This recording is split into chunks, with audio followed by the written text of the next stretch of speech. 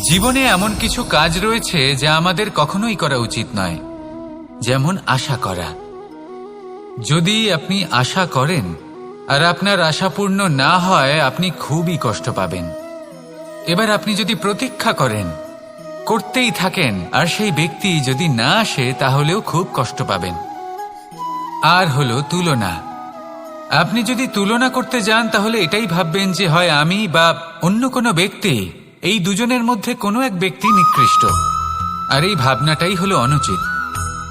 যদি আমরা কথা বলি সেই সব বিষয়ে যা আমাদের করা উচিত, যেমন পরীক্ষা।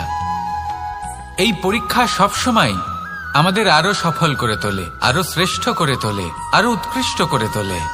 আসন্ন মহাসংগ্রামের জন্য আমাদের প্রস্তুত করে তোলে এই পরীক্ষা। তাই এই পরীক্ষার থেকে কখনোই পালাবেন না, এর সম্মুখীন হন। আর হলো কর্ম। কর্ম করা কখনোই বন্ধ করবেন না। তুলনা করার বদলে কর্ম করুন, প্রতীক্ষা করার বদলে কর্ম করুন, আর আশা করার বদলে কর্মই করুন। জীবন সফল হয়ে যাবে। দেখুন, সবার শেষে সত্যি বলতে এই কর্ম আর এই পরীক্ষা, এই দুই আমাদের জীবনকে সুখী করে তুলতে পারে। আসুন আর আমার সাথে ভালোবেসে বলুন, রাধা রাধা। মানুষ তার জীবনে শিক্ষা এবং প্রেম এই দুই লাভ করে তার মাতা, পিতা এবং গুরুর কাছ থেকে। কিন্তু মানুষ সবথেকে বেশি ভালোবাসে নিজের মাতাকে, কারণ মাতা খুব নির্মল চিত্তে ভালোবাসে, শান্ত মনে আমাদের অন্তরে শক্তির সঞ্চার করে থাকেন, আমাদের উৎসাহ দেন, বলশালী করে তোলেন। ব্যাপারটা কিন্তু এমন নয় যে আমরা নিজেদের বাবা বা গুরুকে ভালোবাসি না, তাদেরকেও আমরা অত্যন্ত ভালোবাসি। শুধু ওনাদের কঠোর ব্যবহার দেখলে আমরা একটু ভয় পেয়ে যাই। এবার ওনাদের এই কঠোর ব্যবহার আমাদের ভালো না লাগলেও অত্যন্ত আবশ্যক, কারণ মাতার থেকে আমরা যে শক্তি লাভ করি তা যেন নিয়ন্ত্রণ হারিয়ে বিধ্বংসী না হয়ে ওঠে।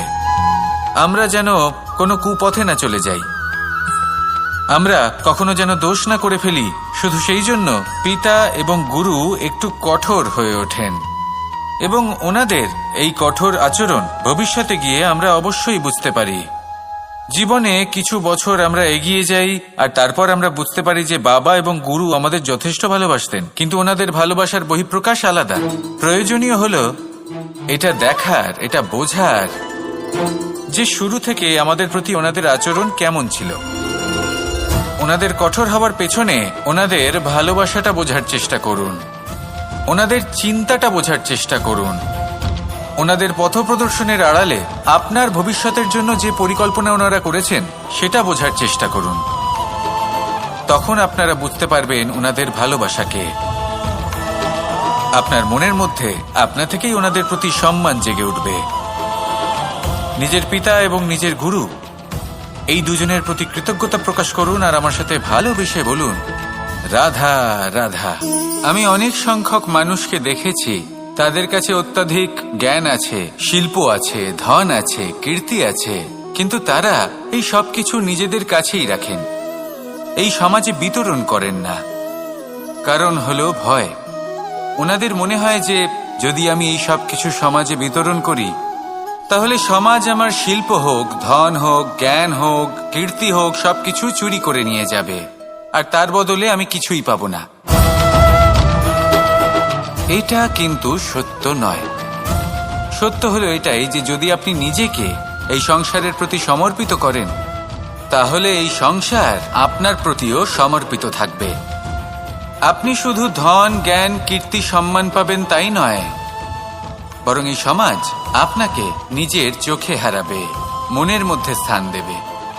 তাই এই ভয় ত্যাগ করে দেখুন কিভাবে এই সমাজ আপনাকে প্রেম সমর্পণ করে। আসুন আমার সাথে ভালোবেসে বলুন, রাধা রাধা। জীবন কিসের উপর নির্ভরশীল? ধনের ওপর, বৈভবের ওপর, নিঃশ্বাসের ওপর? না, এই জীবন নির্ভরশীল বিশ্বাসের ওপর। বিশ্বাস নিজের ওপর, বিশ্বাস আমাদের আপনজনের ওপর। কিন্তু যখন এই বিশ্বাস ভেঙে যায়, তখন মানুষের মনও ভেঙে যায়, আর তারপর সে অন্য কিছু করতেই পারে না। তখন কি করা যেতে পারে? 3টে কাজ আছে যা আপনি করতে পারেন। প্রথম, ভালোবাসা। যাকে আপনি ভালোবাসেন, যারা আপনাকে ভালোবাসে, ভুল যারই হোক না কেন, তার কাছে ক্ষমা চাইতে কখনোই সংকোচ বোধ করবেন না। দ্বিতীয় হলো বিশ্বাস। যারা আপনাকে ভালোবাসেন, আপনাকে বিশ্বাস করেন, তাদের বিশ্বাস কখনো ভাঙবেন না। তৃতীয় হলো আশা। যারা আপনাকে ভালোবাসেন, আপনাকে বিশ্বাস করেন, তাদের আশা আপনার সাথে জড়িত। তাদের থেকে কখনো কিচ্ছু লুকোবেন না। এই 3টে কাজ করুন আর এই জীবন সুপ্রসন্ন হয়ে বলবে, রাধা রাধা। মানুষের জীবনে 2 ধরনের আবেগ থাকে যা চিরকাল তার সাথে বসবাস করে। প্রথম, স্বপ্ন। দ্বিতীয়, অজুহাত। মানুষ হাজার হাজার স্বপ্ন দেখতে পারে। আমাকে এই কাজ করতে হবে, আমাকে ওখানে ঘুরতে যেতে হবে, আমায় জীবনে এই অসম্ভব কাজ বাস্তবায়িত করে দেখাতে হবে, আদি ইত্যাদি। এবার ঠিক যেমন স্বপ্ন দেখেন, সেইভাবে অজুহাতও খুঁজে নিয়ে আসেন। আমি এই স্বপ্ন পূরণ করতে পারলাম না, কারণ আমাকে কেউ সাহায্যই করল না, কারণ আমি দুর্বল হয়ে পড়েছিলাম, কারণ আমার কাছে সময়ই ছিল না, আদি ইত্যাদি। এবার সাফল্য এবং অসফলতার মাঝখানে এই ধরনের সংঘর্ষ হতে থাকে। সাফল্য তখন লাভ করা সম্ভব যখন আপনার স্বপ্ন আপনার অজুহাতের থেকে অনেক বড় হয়, আর অসফলতা তখন পাবেন যখন আপনার অজুহাত আপনার স্বপ্নের থেকে অনেক বড় হয়। আপনি যদি সাফল্য লাভ করতে চান, তাহলে চেষ্টা করতে থাকুন, পরিশ্রম করুন। যদি অসফল হন, তাহলে ভয়ভীত হওয়ার কোনো প্রয়োজন নেই। নিজের ভুল বুঝুন, তাকে শুধরে নিন, আবার চেষ্টা করুন। কিন্তু যদি নিজের জীবনে অজুহাত নিয়ে আসেন, তখন স্বপ্ন কখনো পূরণ হবে না। আসুন আমার সাথে ভালোবেসে বলুন, রাধা রাধা। ভয়ের সাথে আমরা সবাই পরিচিত, কষ্টও আমরা সবাই পেয়েছি। কখনো কখনো আমরা অসুস্থ হয়ে পড়ি, আর এমন সময় হলে মাতার মমতা, কখনো বাবার স্নেহ, কখনো বন্ধুদের পাশে থাকার অনুভূতি আমাদের রোগ নিরাময়ে সাহায্য করে। কখনো যদি আমরা নিরাশ হয়ে পড়ি, তখন যদি আমাদের কোনো আপনজন আমাদের 2টো ভালো কথা বলে, তখন আমাদের মনোবল বেড়ে যায়। ঠিক তেমন সংসারের এই রঙ্গমঞ্চে যদি আপনি পীড়িত অনুভব করেন, কিছু শুভ কথা আলোচনা করুন, কিছু স্তুতি গান করুন, কিছু মুহূর্তের জন্য হলেও নিজের ইষ্টদেবের কথা স্মরণ করুন আর প্রার্থনা করুন। সাহস বাড়বে, শক্তিও বৃদ্ধি পাবে এবং সামনে এগিয়ে চলার পথও দেখতে পাবেন। তখন এই মন প্রসন্ন হয়ে বলবে, রাধা রাধা। কখনো কখনো অন্ধকারের সাথে লড়াই করার জন্য আমরা প্রদীপ জ্বালাই। এতে প্রথমে সলতে রাখি, তারপর তেল ঢালি, তারপর আগুন জেলে এটা প্রজ্বলিত করি। তারপর একটা সময় আসে যখন এই প্রদীপ নিভে যায়। কারণটা কি? কারণ কি এটা যে প্রদীপের প্রকাশমান হওয়ার ক্ষমতা সমাপ্ত হয়েছে? না, এই যে আগুন আমরা দেখতে পাচ্ছি, এই আগুনের জন্য যে শক্তির প্রয়োজন হয় তা আসে এই তেল থেকে। যদি এই তেল সমাপ্ত হয়ে যায়, তাহলে এই প্রকাশ তাও সমাপ্ত হয়ে যায়। আর আমাদের জীবনে এই তেল হলো আমাদের কর্ম, আর এই আগুন আর এর দ্বারা উৎপন্ন হওয়া প্রকাশ আমাদের ভাগ্য। যত আমাদের কর্ম ক্ষীণ হতে থাকবে, আমাদের ভাগ্য সৌভাগ্য কোথাও না কোথাও লুপ্ত হয়ে যাবে। যে উজ্জ্বল ভবিষ্যৎ আমরা চাইছি তা কখনো লাভ করতে পারবো না যদি কর্ম না করি। ঠিক যেমন তেল ছাড়া অগ্নি উৎপন্ন হয় না, তেমনি কর্ম ছাড়া সৌভাগ্য হয় না। আর যেমন কর্ম তেমন ভাগ্য। তাই সবসময় কর্ম করতে থাকুন, কর্ম করা থামাবেন না। আর আমার সাথে ভালোবেসে বলুন, রাধা রাধা। জীবনে 3টি বিষয় আছে, 3টি বস্তু আছে, তারা যেন আপনাকে কখনো বশে না করে নিতে পারে। প্রথম হলো ধন। ধন যতক্ষণ আপনি ব্যবহার করতে থাকেন, যতক্ষণ তা আপনার কাজে আসছে, ততক্ষণ ঠিক আছে, এই ধন আপনার কাছে অমৃত। কিন্তু যখন এই ধন আপনাকে ব্যবহার করতে শুরু করে, বুঝে যাবেন যে আপনার পতনের সময় শুরু হয়েছে। দ্বিতীয় বিষয়, ফেলে আসা অতীত। যাই করুন আপনি অতীত পাল্টাতে পারবেন না, আর এই সত্যিটা আপনিও জানেন। কিন্তু তাও এর বশবর্তী আমরা হয়ে পড়ি, আর যখন তাই হয় তখন এই সংসারে আমরা যেখানেই যাই না কেন, যত বড়ই সুখ লাভ করি না কেন, সেই সব আমাদের কাছে তিক্ত বলে মনে হয়। তৃতীয় বিষয়, আপনার আশেপাশের মানুষ ভিন্ন ভিন্ন ধরনের মানুষ হয়, যাদের চিন্তা ভাবনা এবং দৃষ্টিভঙ্গি ভিন্ন ভিন্ন প্রকারের। যদি এদের বশবর্তী আপনি হয়ে পড়েন, তাহলে কেউ বলবে এটা করো, এটা ভালো, কেউ বলবে এটা করো না, ওটা করো, ওটা ভালো কাজ, কেউ বলবে এই দুটোই করো না, অন্য কিছু করো। এই কথাগুলিতে আপনি এতটাই জড়িয়ে পড়বেন যে আপনি লক্ষ্যভ্রষ্ট হয়ে পড়বেন। তাই এই 3 বিষয় থেকে সাবধানে থাকবেন। যদি কোনো কিছু বশ করতে হয়, তাহলে আপনাকে বশ করতে হবে আপনার আজকে, নিজের বর্তমানকে। এটা খুব প্রয়োজনীয়। এটা ভাববেন যে এই সময়ের সদ্ব্যবহার আমি কিভাবে করব, সময়কে শাসন কিভাবে করব, ওই কর্ম কিভাবে করব যাতে ভবিষ্যতে কখনো আমার আফসোস না হয়, বরং এই সংসার আমাকে নিয়ে গর্ব করবে, সেই কর্ম করুন। আর যখন আপনি এটা শিখে নেবেন, তখন আপনি নিজেই নিজেকে প্রকৃত অর্থে ভাগ্যশালী করে তুলবেন। আসুন আমার সাথে ভালোবেসে বলুন, রাধা রাধা। অনেক সময় আমরা কারোর নীরবতাকে তার দুর্বলতা ভেবে বসি। হতেই পারে সেই ব্যক্তি উত্তর দিতে চাইছেন না, হতে পারে অন্য কোনো কারণ আছে যা আমরা বুঝতেই পারছি না। সেই জন্য তাকে দুর্বল ভেবে নেওয়া অনুচিত। দেখতে গেলে এই বিশাল সমুদ্র এও কিন্তু নীরব, শান্ত হয়। কিন্তু যখন সে রুদ্র মূর্তি ধারণ করে তখন কি হয়? সমগ্র সংসারকে বিনাশের পথে নিয়ে যায় এই সমুদ্র, প্রলয় সৃষ্টি করে। সেই জন্য কারোর সহ্য শক্তিকে দুর্বলতা বলে মনে করবেন না, কারণ যদি এই নীরবতা নিজেকে ভেঙে বেরিয়ে আসে, তাহলে তা বিনাশের সমস্ত সীমা পার করে যেতে পারে। তাই এই নীরবতাকে সবসময় বুঝুন, সবসময় একে সম্মান করতে শিখুন, আর আমার সাথে ভালোবেসে বলুন, রাধা রাধা। কখনো কোনো চাতক পাখিকে দেখেছেন? কথায় আছে যে বছরে মাত্র একবার সে তার তৃষ্ণা মিটিয়ে থাকে, আর তাও আকাশে ভেসে থাকা মেঘের দ্বারা ঘটানো বৃষ্টির জলের ফোঁটা থেকে। আর কোথাও থেকে সে তার তৃষ্ণা পূরণ করে না। সারা বছর সে নিদারুণ গরম সহ্য করে, তীব্র শীতও সহ্য করে, শুধু এই আশা নিয়ে যে বছরে একবার অন্তত সেই মেঘের ঘন ঘটা হবে, বৃষ্টি হবে, আর সে তার তৃষ্ণা নিবারণ করবে। এটা আসলে কি? এটা আসলে বিশ্বাস।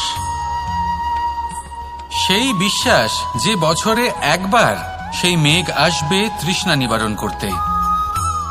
যেমন দেখুন, একটা সূর্যমুখী ফুল সারা রাত অন্ধকারের সাথে যুদ্ধ করে, কারণ তার বিশ্বাস যে ভোরবেলায় সূর্য তাকে অবশ্যই দর্শন দেবেন। সেটাও বিশ্বাস ছিল যার উপর ভরসা করে মনু একটা নৌকা নিয়ে বেরিয়ে পড়েছিলেন এবং সমস্ত সৃষ্টিকে প্রলয়ের হাত থেকে বাঁচিয়েছিলেন। সেটাও ছিল ভালোবাসার প্রতি বিশ্বাস, যার উপর ভরসা করে বানর এবং ভাল্লুক সেনা নিয়ে শ্রীরাম আক্রমণ করেছিলেন সমস্ত বরদানপ্রাপ্ত অসুরগণ এবং রাক্ষসগণের লঙ্কায় এবং জয় লাভ করেছিলেন। এই বিশ্বাসই হল এই বিশ্বের আশা। বিশ্বাস রাখুন যে আপনি হলেন সর্বশ্রেষ্ঠ এবং শুধুই নিজের কর্ম করতে থাকুন। এই বিশ্বাসের আশাই আপনাকে প্রতি মুহূর্তে বল প্রদান করবে। এ হলো আমার বিশ্বাস। আসুন আর আমার সাথে ভালোবেসে বলুন, রাধা রাধা। যোগাসন। যোগাসনে আসন অত্যন্ত গুরুত্বপূর্ণ। এবার আমি বলবো সবথেকে শ্রেষ্ঠ আসন কোনটি। আশ্বাস। নিজেকে আশ্বস্ত করতে থাকুন যে আমি আছি, সব ঠিক হবে, যা হচ্ছে ভালোর জন্য হচ্ছে। এই আশ্বাস আপনাকে জীবনে এমন ধন্যাত্মক বিশ্বাস দেবে যে আপনি বড় বড় সমস্যার সমাধান করতে পারবেন। এবার যদি কথা বলি সবথেকে কঠিন সময়ের, তাহলে সেটা হলো বিচ্ছেদের। যা মা সীতাকে সহ্য করতে হয়েছে শ্রীরামের জন্য, রাধা কৃষ্ণকেও সহ্য করতে হয়েছে। যে ব্যক্তি বিচ্ছেদের সময় সঠিক পথে চলে এসেছে, সে জীবনে অনেক শ্রেষ্ঠ স্থানে অবশ্যই পৌঁছতে পারবে। এবার যদি কথা বলি সবথেকে জরুরি এবং গুরুত্বপূর্ণ সময়ের, তাহলে সেটা হলো সংযোগ। সকলকে সাহায্য করতে থাকুন। আপনি অন্যদের সাহায্য করে তাদের যত আনন্দ দিতে পারবেন, ততটাই আনন্দ আপনারও জীবনে অবশ্যই আসবে।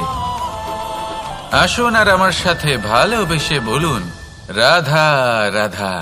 সংসারে সকলে উঁচুতে উঠতে চায়, কেউ নত হতে চায় না। সবাই এটা মনে করে যে নত হওয়ার অর্থ হলো তাদের আত্মসম্মান এবং অহংবোধের বিরুদ্ধাচরণ করা। তাদের মনে হয় যে যদি আমরা নত হই, সংসার আমাদের দুর্বল মনে করবে, তাদের শৌর্য এবং তাদের ব্যক্তিত্বের অপমান হবে। কিন্তু এটা কি সত্যি? প্রত্যেকবার নত হওয়ার অর্থ কি সম্মানহানি হওয়া? কখনোই নয়। আপনি নিজের জীবনকেই দেখে নিন। আপনার কোনো অমূল্য জিনিস যদি নিচে পড়ে যায়, তাহলে তাকে কিভাবে তোলেন? সেই বস্তুকে তোলার জন্য আপনাকে নত হতেই হবে। আপনি বড়দের আশীর্বাদ কিভাবে লাভ করেন? আপনি নত হয়ে তবেই তাদের আশীর্বাদ লাভ করতে পারেন, তাই না? ভেবে দেখুন, আপনি একটা পথে হাঁটছেন, আপনি দেখতে চাইছেন যে আপনি সঠিক পথে হাঁটছেন কিনা, পায়ের নিচে কাঁটা পড়ে আছে কিনা। কিভাবে দেখবেন? আপনাকে সেই মাথা নত করেই দেখতে হবে। এর অর্থ কি? অর্থ খুব সহজ। প্রত্যেকবার নত হওয়া অনুচিত নয়, সেটা কোনোভাবেই সম্মানহানি নয়। পরিস্থিতি অনুসারে এবং যেখানে প্রয়োজন, আপনি নত হতে শিখে গেলে আপনি অনেক কিছুই লাভ করতে পারবেন।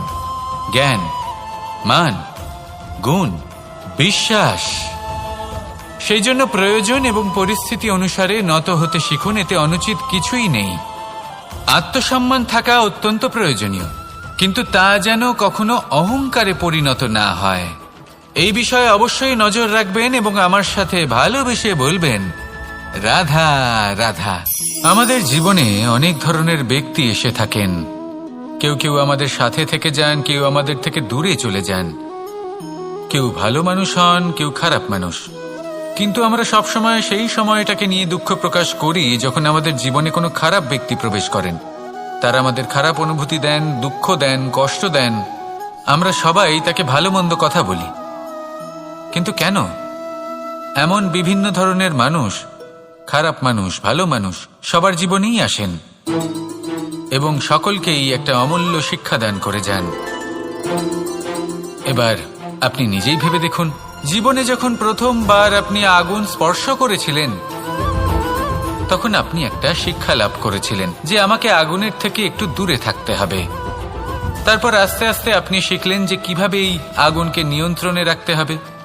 তারপর আপনি শিখলেন যে কিভাবে নিজের জীবনে তাকে প্রয়োগ করতে হবে, তা সে অন্ধকারে প্রকাশ লাভ করার জন্য হোক বা খাবার বানানোর জন্য। সেইভাবেই কোনো খারাপ ব্যক্তি যখন আপনার জীবনে আসে, কোনো শিক্ষা দিয়ে যান, তার প্রতি কৃতজ্ঞ থাকুন। তার বিষয় খারাপ ভাবার বা খারাপ অনুভূতি নিয়ে থাকার কোনো প্রয়োজন নেই। সেই শিক্ষা লাভ করুন। ইতিবাচক মনোভাব নিয়ে জীবনের সামনে এগোতে থাকুন। কেউ নেই যিনি আপনাকে বাধা দিতে পারেন। আসুন আমার সাথে ভালোবেসে বলুন, রাধা রাধা। অনেক সময় আমরা জীবনে অনেক মানুষকে এমন বলতে শুনে থাকি